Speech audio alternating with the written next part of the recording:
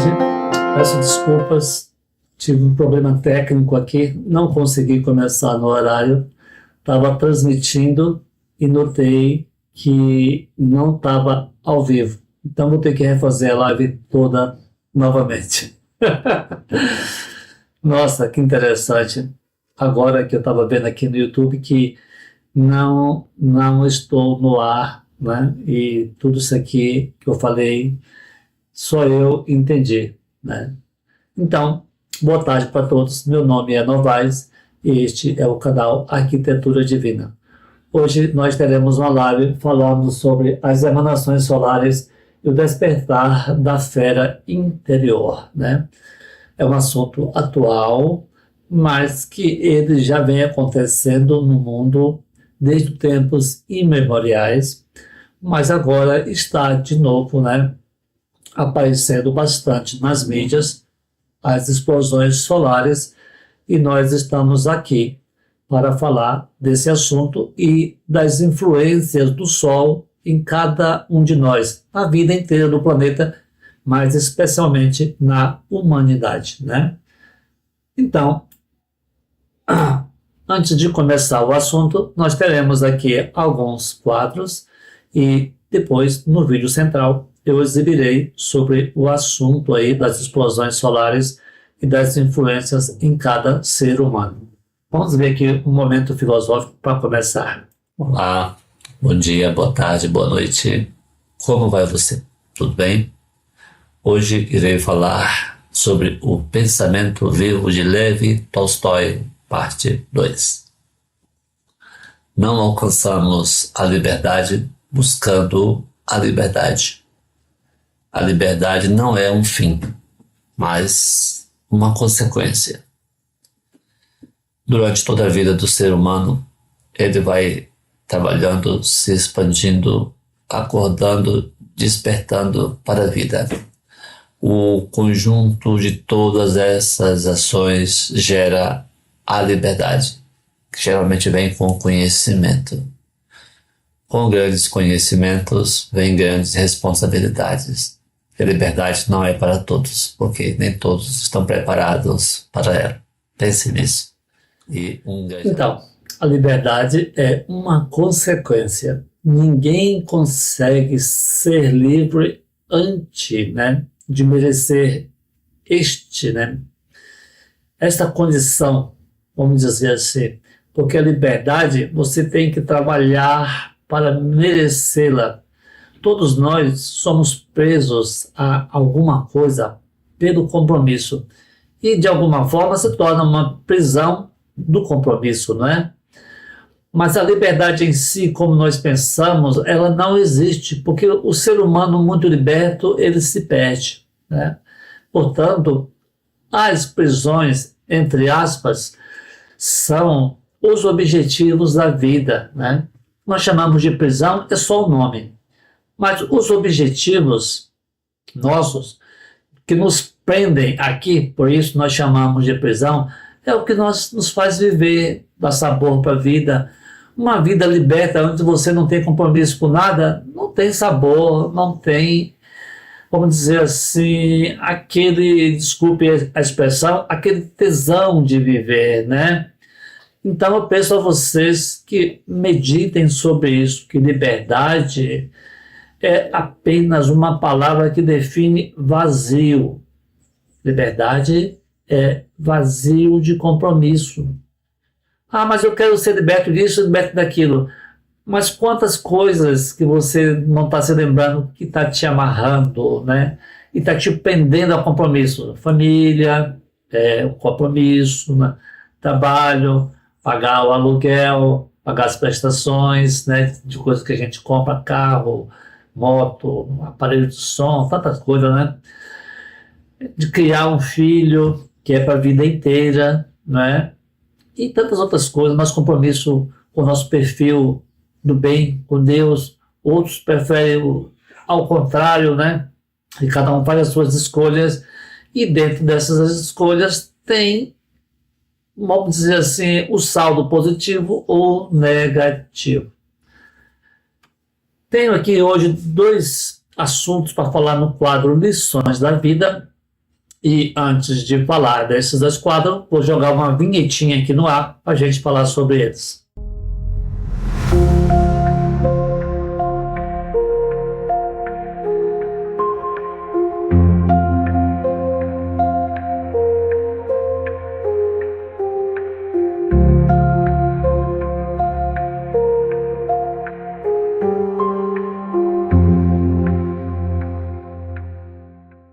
Então, nesse quadro Lições da Vida, eu tenho duas histórias para contar para vocês e ambas envolvem o meu irmão mais velho, o Floresvaldo, que eu chamo carinhosamente de Dio. Não só eu, como todos os meus manos e manas, né? Nessa primeira história aí, vou contar o caso da máquina, né? A máquina motoniveladora que atropelou o seu condutor. Ele me contou uma vez que ele estava numa cascalheira trabalhando, enchendo a caçamba. Ele era motorista de caçamba basculante. E aconteceu um acidente gravíssimo, né? E, por que pareça, esse moço que veio a perder a vida nesse acidente, ele foi o moço que fez a terraplenagem da rua onde eu nasci. E eu via muito, né? Conversava com ele. E muitas vezes ele parava a máquina em frente à minha casa, minha casa era numa subida, e ele estava fazendo a terraplenagem dessa rua, e aí ele parava em frente à minha casa para olhar como é que estava o trabalho, e eu oferecia água para ele, e ele aceitava, né? Muitas vezes eu fiz isso.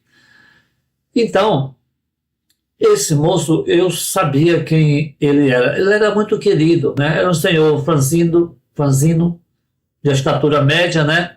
De alta para média. E o meu irmão contou que uma vez ele estava numa cascalheira trabalhando, né? Enchendo aí a caçamba para levar para as ruas que precisavam de cascalho, né? Naquela época, nos anos 80, as ruas ou eram de terra ou era encascalhada, vamos dizer assim, e quando a rua estava pronta, ela era pavimentada com paralelepípedos. Então, a minha rua era de terra, ele passou lá a máquina, né, colocou cascalho, ficou assim por um bom tempo, e só depois de alguns anos que veio a ser pavimentada. Mas, voltando aí à cascalheira, meu irmão tinha parado a caçamba para ser, né, carregada pela enxadeira, que ia pegar o cascalho e colocar na caçamba, e ele desceu da caçamba para conversar com o engenheiro também. E nisso, o operador da máquina motoniveladora,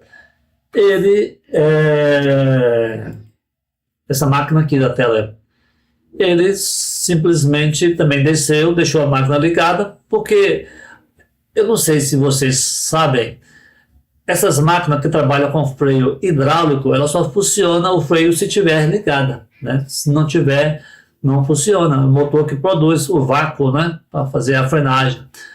Então, ele sempre deixava a máquina ligada e enfiava as pás no chão e vinha conversar, ver como é que estava. Então, ele veio, quando estava meu irmão e o engenheiro, para conversar sobre o que fazer ali, onde é que ia passar mais a lâmina, para tirar mais cascalho, para ser, né, carregado pelas caçambas.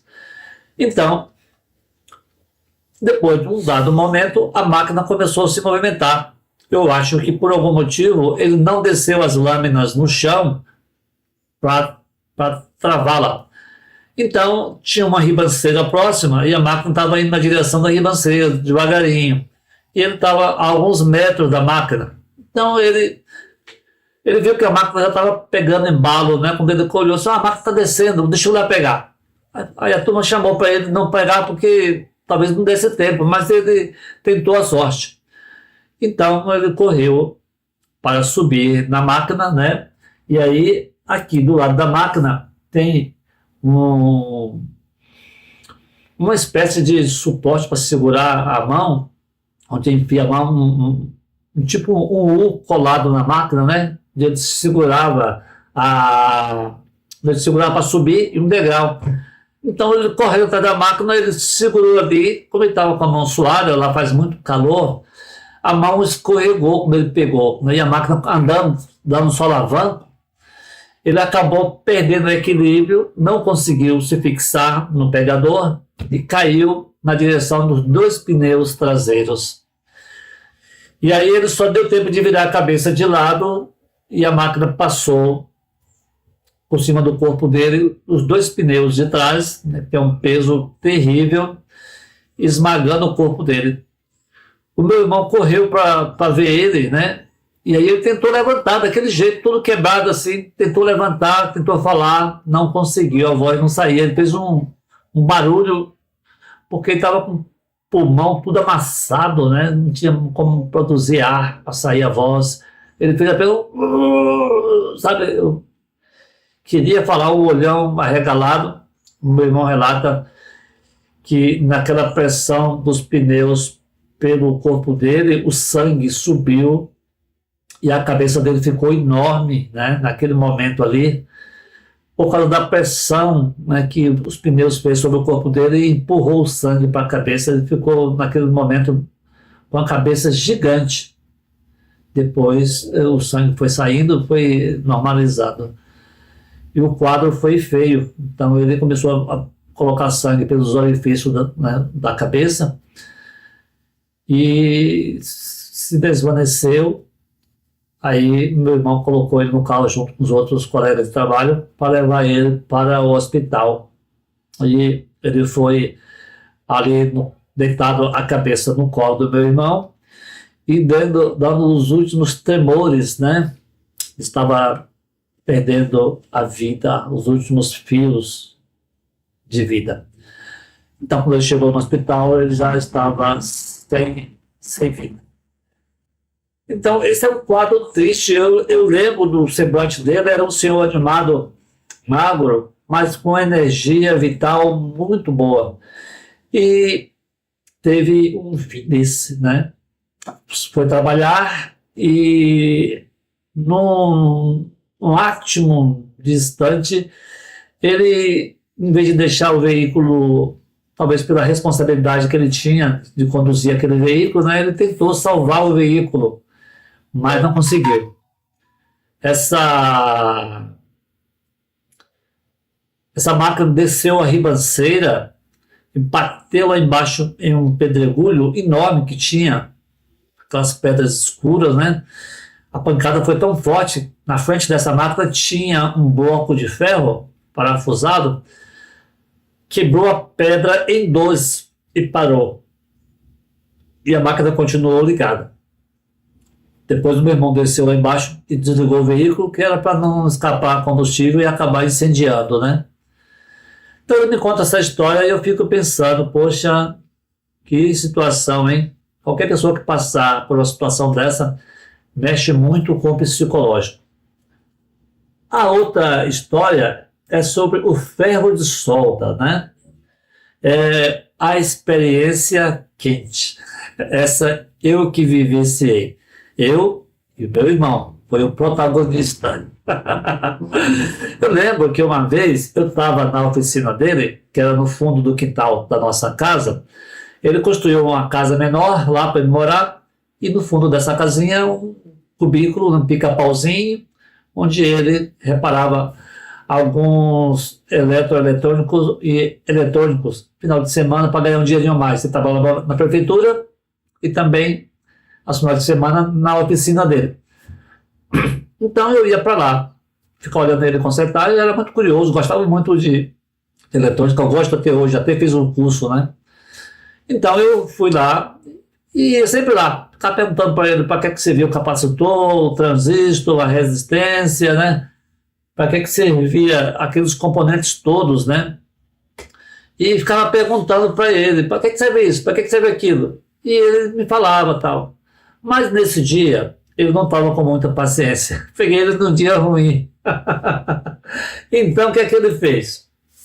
Está vendo essa ponta aqui na imagem? Essa ponta é do ferro de solda. Essa ponta aqui, está aqui, parafusinho aí. Ele pegou essa ponta, desparafusou, eu não estava observando, porque eu estava mexendo na plaquinha, olhando os componentes, perguntar para ele. Então ele deixou aquela ponta cair, se chacoalhou no chão assim, aí fez aquele barulhinho metálico, ele falou assim para mim, pega para mim esse ferrinho que caiu aí. Aí eu peguei, trouxe até certa altura, quando eu vi que estava queimando meus 2 dedos, eu soltei, dei um grito de dor, e eu fiquei olhando para ele e ele ria, assim acabava, igual você está vendo na imagem aí. Essa imagem aí é uma réplica do que aconteceu, quase que exata, né? Esse era o meu aspecto, mais ou menos era assim, que nesse menino aí, de 12 anos, e o aspecto do meu irmão era 95% parecido com esse moço aí da imagem. Então, se você estiver vendo, mano, essa é uma história que eu acho que talvez você não se lembre mais, mas para mim marcou bastante. Então, eu fiquei assustado, soltei o ferro, mas se você olhar aqui na imagem, né, a imagem está mostrando aí que eu estou com os dedinhos de cima aí da mão direita queimados, né, tá preto no canal, ficou uma bolha por umas 2 semanas aí, inflamou, e eu fiquei muito chateado. Nessas 2 semanas eu não quis saber de ir para a oficina, nem de conversar com ele. Depois ele veio falar para mim que é para eu aprender a ser mais atento, né? Ser mais atencioso nas coisas e observar o que acontece ao meu redor. Essa é uma história, né, que eu conto aqui para vocês, é uma coisa pessoal minha, mas que serve como lição da vida, para a gente aprender a amadurecer, né? Eu lembro que uma vez eu estava aqui já em São Paulo, depois de mais ou menos uns 12 anos que aconteceu isso, eu estava com 26. Então mais de 12 anos, né? Então eu estava aqui em São Paulo, eu escrevi uma carta. Naquela época a internet ainda estava engatinhando e era muito caro ter um computador, né? Eu não tinha condição de ter ainda. Então eu peguei e escrevi a carta comum, né? Manuscrita mesmo. Mandei uma carta para minha mãe e nesse dia que a carta chegou, meu irmão estava lá. Meu irmão já não morava lá há muito tempo, já tinha mudado para outro lugar. Mas nesse dia ele estava lá e foi ele que leu a carta para minha mãe. Então ele falou que nesse dia ele riu e chorou de emoção. Então ele pegou e relatou que leu a carta para minha mãe e minha mãe só soube aí, porque eu nunca tinha contado para ela, né? Então minha mãe ficou brava com ele, falou um monte. E ele tentando explicar que já tinha passado, que aquilo ali eu tinha 12 anos e tal. Mas minha mãe achou que foi muita maldade dele fazer isso, mandou eu pegar um ferro a mais de 200 graus, né? 250 graus, aquela pontinha ali, não é brincadeira. E eu nunca contei para minha mãe, né? Eu não era fofoqueiro. Então eu fiquei com aquilo para mim e aprendi a lição. Então eu quero dizer para vocês com isso que hoje eu lembro disso com muito humor, né? E acho graça da situação e não reclamo. Eu aprendi muito a me tornar uma pessoa mais atenta, uma pessoa com uma condição de percepção maior, né? E meu irmão me ajudou dessa forma. Foi uma experiência dura, dolorosa, mas que de alguma forma tem o seu lado positivo, né? Eu não tenho mágoa nenhuma disso. E esse irmão meu, tem 78 anos, vai fazer aniversário mês que vem, né? É um irmão muito querido, né? E muito amado por todos os manos e manas da família. Mano, eu te amo muito, viu? E não tenho nenhuma mágoa, nenhum rancor disso, não. Eu estou contando aqui apenas como ilustração de experiências da vida, mas mágoa nunca existiu e nem vai existir. Te amo, tá? Então, vamos aqui agora para uma mensagem do Divaldo Pereira Franco, que eu vou ler para vocês aqui. Sempre nessas transmissões que eu fizer, eu vou mostrar para vocês algumas frases do Divaldo. Essa aqui são umas delas. Vamos lá. Não importa a circunstância, o amor deve prevalecer. Só ele cura, liberta e evolui o espírito. Ninguém é irretocável a ponto de desafiar a lei. Perdoar aos teus perseguidores. Perdoa aos teus perseguidores. Eles já são infelizes em razão do que cultivam no íntimo e do que realmente são. Então, nosso querido Divaldo, que se foi recentemente, saudoso, né? Ele sempre tem essas mensagens maravilhosas e tocantes. Eu sempre gosto das mensagens do Divaldo e as ouço com frequência. Divaldo é uma pessoa que será inesquecível, e já é inesquecível, né? E fez um trabalho maravilhoso aqui, trabalhou até o seu último dia de vida, aos 98 anos. Parabéns, meu irmão, você trabalhou bastante e transformou muitas vidas, tirando essas vidas de uma situação difícil para uma situação melhor e mais ampla de oportunidades.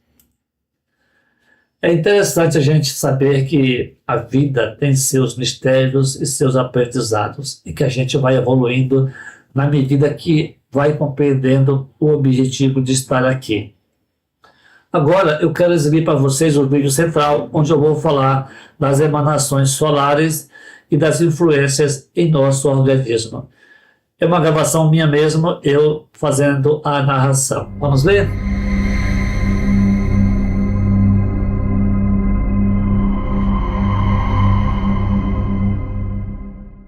As emanações solares e o despertar da fera interior.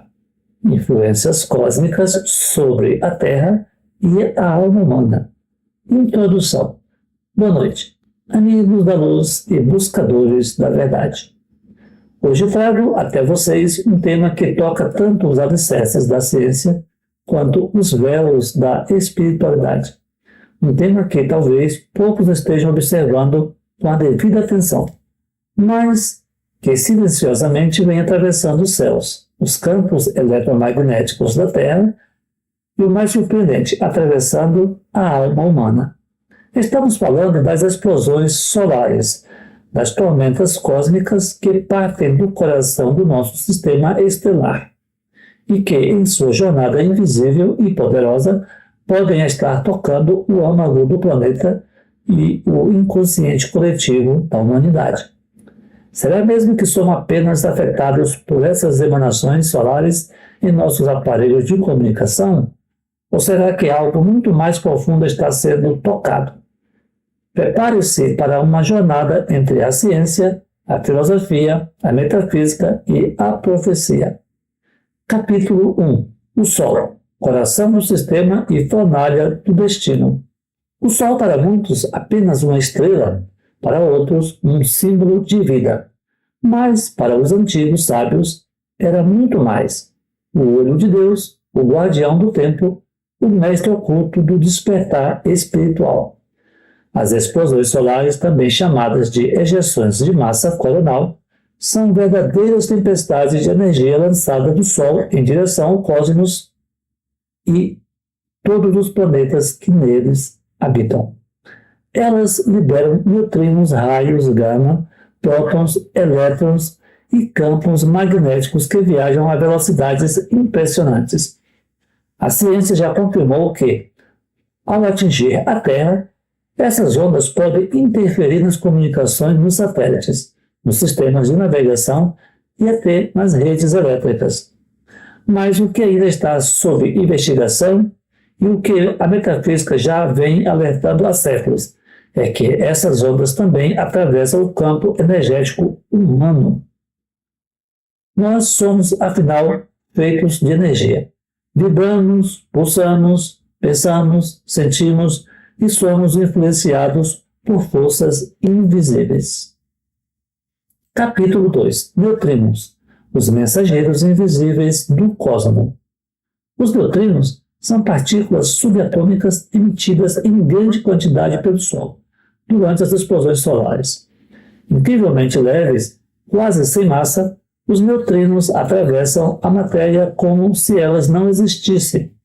Atravessam o nosso planeta de ponta a ponta sem serem detidos. Mas será que não deixam vestígios? Será que sua passagem silenciosa não provoca uma ressonância sutil no campo biológico, na mente, na psique, na alma?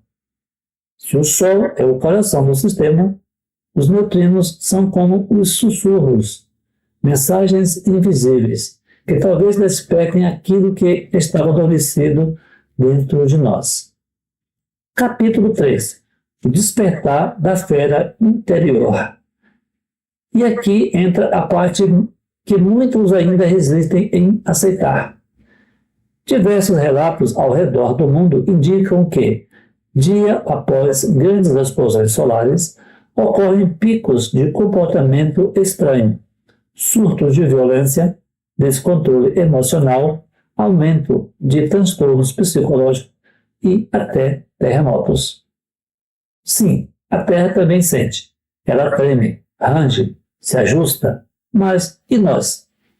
A energia solar penetra nossos campos sutis, nossas camadas vibracionais e nosso espírito, e parece ativar nos que ainda não trabalham suas sombras, a velha fera interior, aquela parte inconsciente, primitiva, instintiva, o monstro adormecido nos abismos da alma.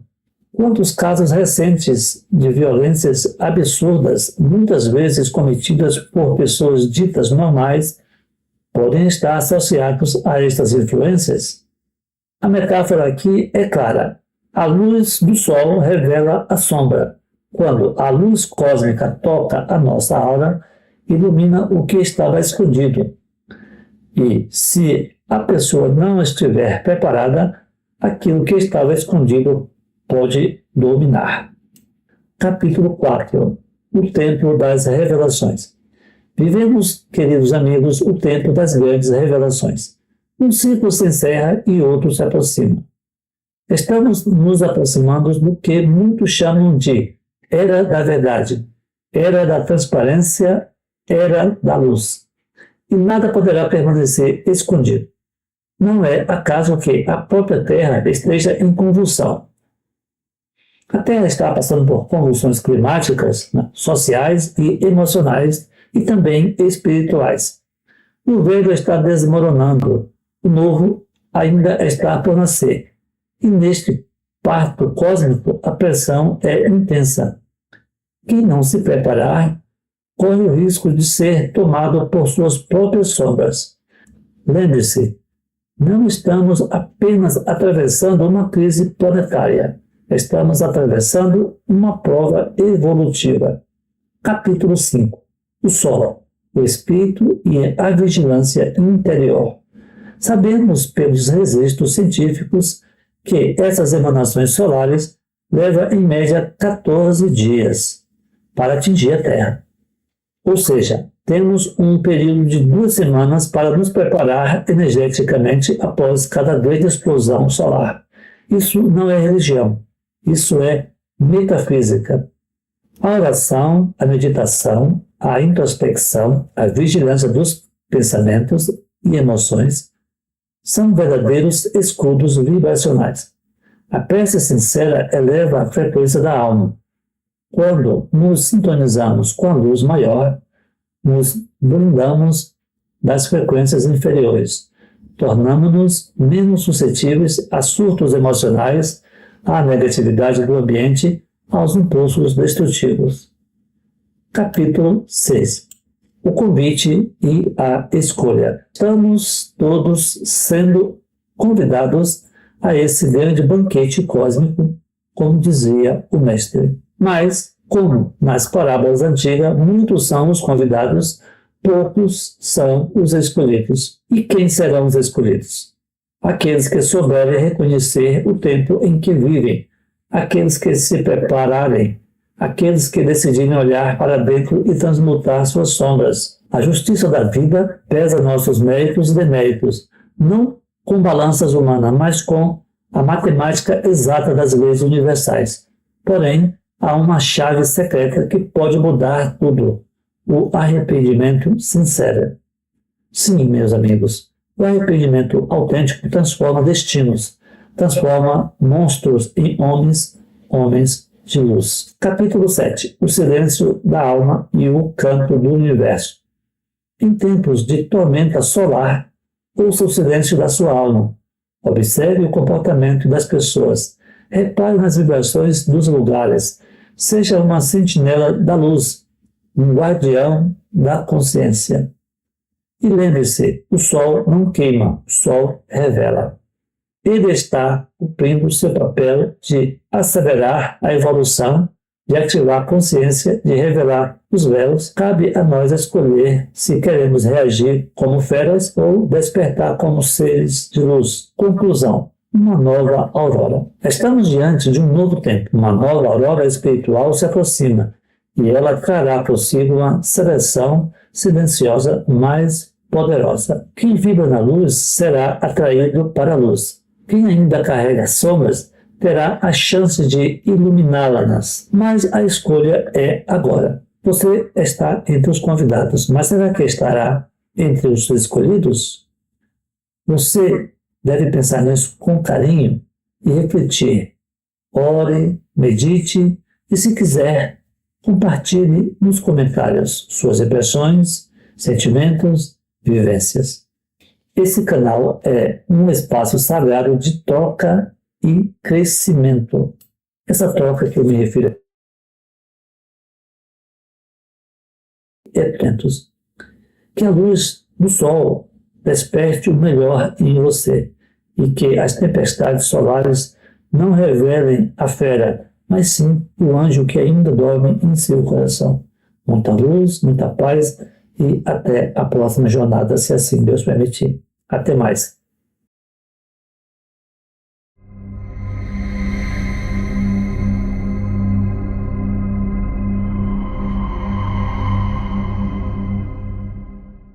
Então, meus irmãos, está aí as influências do Sol sobre a Terra, né?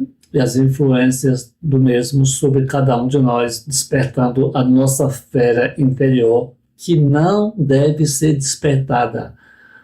Por isso é que eu falo para vocês, orai, vigiai e orai. Porque esse é o mandamento que o Mestre Jesus sempre falou para todos nós, né? Eu falo mandamento, não é aquele mandamento dos 10 mandamentos, mas é um dos conselhos que Jesus sempre falou, porque é este vigiar e orar que nos vacina, vamos dizer assim, contra esse comportamento que nós poderemos assumir se deixarmos essas influências solares despertar a fera que está dentro de nós, aquela fera que é capaz de fazer coisas horrendas, né, com os outros e conosco mesmo, que é a parte animal nossa adormecida. Então, para que ela continue adormecida, segure na mão do Mestre Jesus. Isso não é religião, de forma alguma. Isso é percepção da vida equilibrada, né? Jesus, ele é um ser atemporal e ele não tem religião nenhuma. Ele nunca pregou religião, né? Então, por isso, eu falo para vocês, tenha sempre dentro de vocês a luz de Jesus, para que estejamos blindados contra a energia negativa que está em nossa volta ou que pode acidentalmente, por um descuido nosso, despertar a fera que mora nos abismos dos nossos antepassados. Quero falar para vocês agora sobre as chaves Pix, né? Vou mudar aqui a tela e dizer para vocês o seguinte: quem puder doar alguma coisa, fiquem à vontade para doar, porque a sua doação é bem-vinda. Eu digo para você que, se você tiver condições de doar e quiser fazer isso, a chave Pix é essa aqui, ó, canal arquitaturadivina@gmail.com. Você colocando isso aí como uma chave Pix, você pode doar quanto você puder, quanto tiver ao seu alcance, tá? Agradeço desde já aqueles que tiverem condições de fazer alguma doação para que o canal tenha aí uma melhora, né? A troca dos equipamentos obsoletos e quebrados. Aqui nós temos um QR Code, né? Para caso você queira doar, né? Você aponta a câmera para o QR Code que ele já te leva para o aplicativo do banco e caso você esteja vendo por uma Smart TV, né? E aí você pode, com o celular, apontar a sua câmera para lá, ele vai abrir o aplicativo e você faça aí a doação daquilo que tiver ao seu alcance. E desde já eu agradeço. A live vai terminando por aqui. Essa live iria ser mais longa um pouquinho, mas como eu estava transmitindo e percebi que a transmissão não estava sendo enviada, tive que refazer do princípio novamente. Eu já estava finalizando quando eu percebi que o YouTube, por algum motivo, não transmitiu. Então, ela está sendo mais sucinta, mas, porém, com as informações necessárias que eu gostaria de passar para vocês. Quero desde já agradecer a todos, em especial a minha mana querida Eliette Novaes, que é uma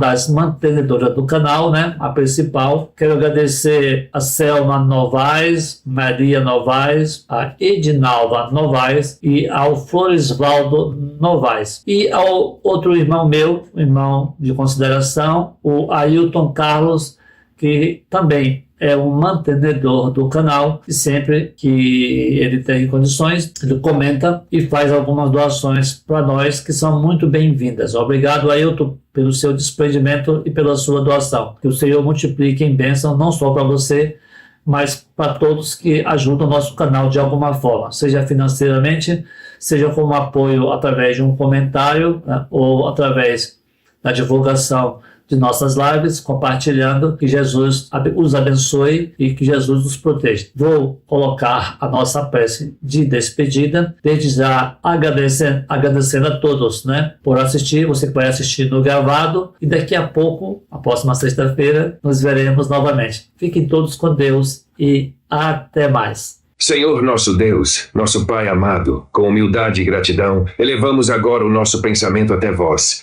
Agradecemos profundamente por mais esta oportunidade de trabalho e aprendizado. Agradecemos pela tua presença constante, que nos ampara e fortalece, e pelo amparo de teu Filho, nosso Mestre e Guia, Jesus Cristo, que com amor e sabedoria nos inspira a seguir pelo caminho da luz. Agradecemos também, de coração sincero, a cada irmão e irmã que esteve conosco nesta live, e aqueles que, em outro momento, terão a oportunidade de assistir e refletir sobre as palavras aqui partilhadas.